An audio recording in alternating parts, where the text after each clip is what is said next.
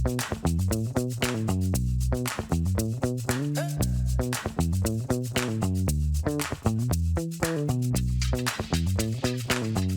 years now, we've had access to high-quality parking data.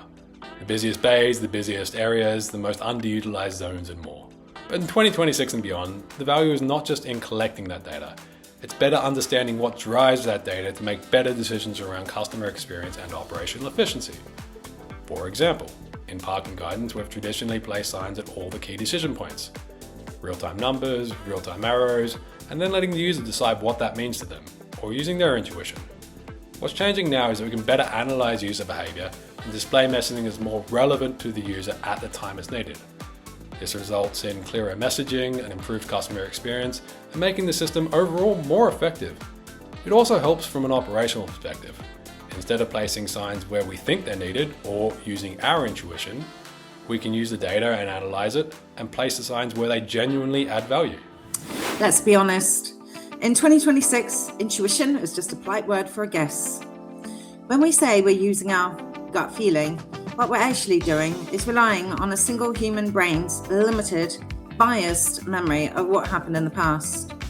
In a world of real-time mobility, that's not a strategy, it's a liability. Data doesn't have a bad Monday, it doesn't get tired, and it doesn't have an ego. While a manager is feeling like the parking garages might be full by noon, the idea's algorithms have already processed 5,000 variables and adjusted the yield before the first car even hits the ramp. The complexity of the 2026 parking ecosystem, integrating EV charging cycles, multimodal transit, and dynamic demand, is simply too vast for local knowledge to map. We've moved past the era of eyeballing the lot. If you can't measure it, you can't manage it. And if you aren't leading with data, you're just hoping for the best.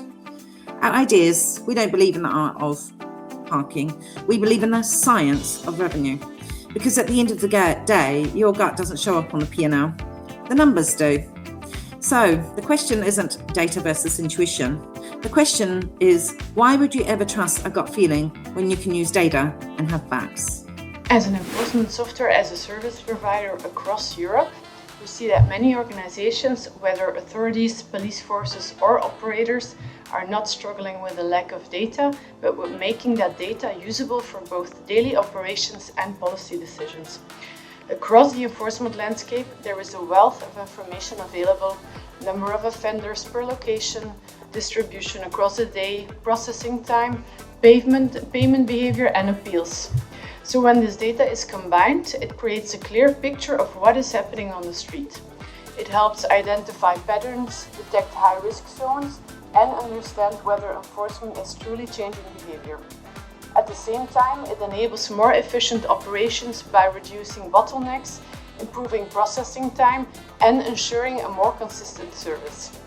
That is why investing in systems that can bring these data sources together, visualize them, and increasingly retrieve insights on demand through AI support is becoming essential.